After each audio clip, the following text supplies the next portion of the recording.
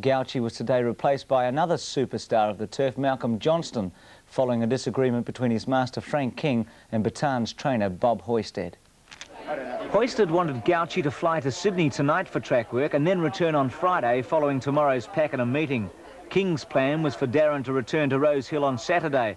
Unbelievably, a compromise couldn't be reached, and Gauchi, who last year lost the winning ride on Rory's Jester through injury, misses out again. The brilliant but inconsistent Keepers added another name race to his record by winning today's $36,000 Kilmore Cup in record time. Ridden perfectly by Malcolm Pay, Keepers trailed the favourite Luther's Luck up to the turn. Luther's Luck strolled up 3 deep and Keepers 4 wide from Don Byrne.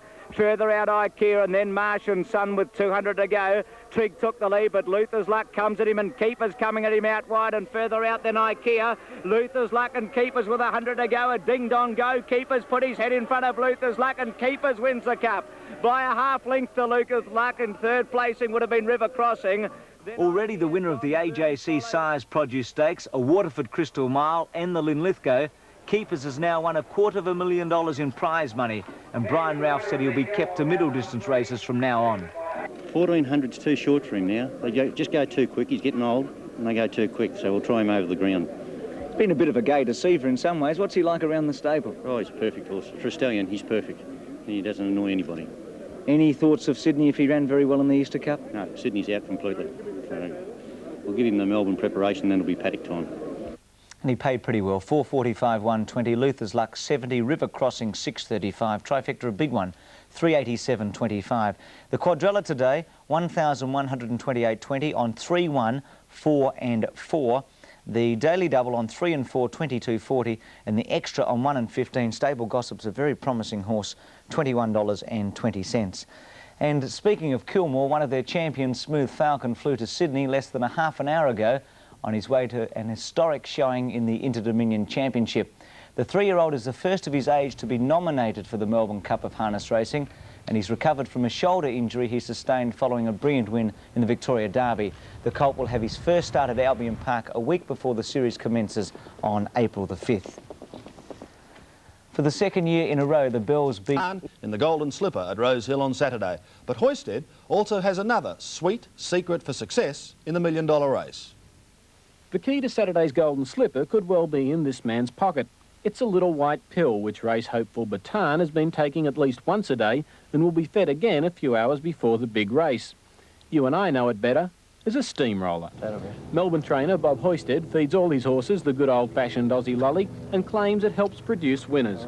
And they look for them when they see me, and it helps them recognise me that I'm the boss, and I think it helps in their training. Hoisted has history to back him up. In 1969, Jim Maloney fed Vane the same little white pills, and before a packed Rose Hill crowd, he streeted in the Slipper that year.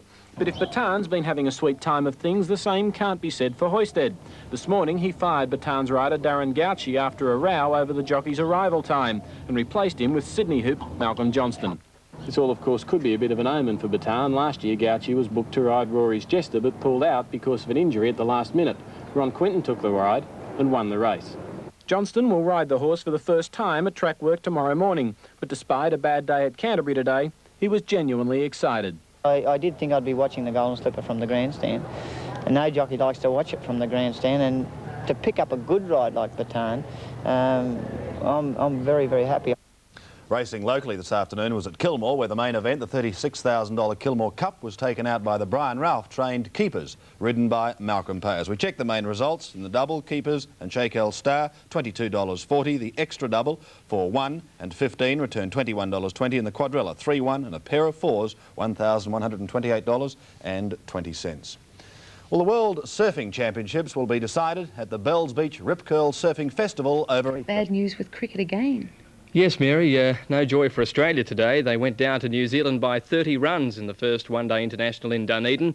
Sent into bat, the Kiwis scored 6 for 186 off 50 overs. In reply, Australia was all out for 156 after only 47 overs, with Jeff Marsh, our top scorer, on 35. The Player of the Match award was shared between Richard Hadley, who took 4 wickets for the loss of only 15 runs, and Martin Crowe, New Zealand's top scorer, with 47. Dave Gilbert broke a stubborn opening partnership of 65 and had a big hand in this dismissal. And that's really bad luck for John Wright. He's been run out. Martin Crowe played a dominant role, top scoring for the Kiwis when runs were hard to come by. Almost over the top, but just bounces on 4 runs. Martin Crowe now on 47 facing Reed. Hoist bowled him. Newcomer Tony Blaine scored valuable runs at the end to set Australia a target of 187. Tony Blaine has hit 2 fours off the last 2 balls of the innings. Boone went for 13, it was 1 for 13, and the much sought-after scalp of Alan Border also went cheaply for 3. That was a big away swinger from Martin Crowe, and what a breakthrough for New Zealand. Matthews and Marsh, who made 35, looked set to steer Australia to victory from a dicey 4 for 82. It's 6. But Matthews went for 25 and Australia collapsed to be all out for 156. Oh, brilliant catch. Queensland's cricketers returned to Brisbane today, still upset at losing another Sheffield Shield final, but much more annoyed over losing their leader, Kepler Wessels. The Australian Cricket Board, doubting his long-term commitment to Australia, has dropped him from its squad. As a result, he's got no long-term future, so he's going back to his native South Africa and out of first-class cricket. The looks on the Queensland team's faces told part of the story. For 60 years, the Maroons have been trying to win the Shield, and again without success. But yesterday's loss wasn't the talking point today. It's losing Kepler Wessels that upset them.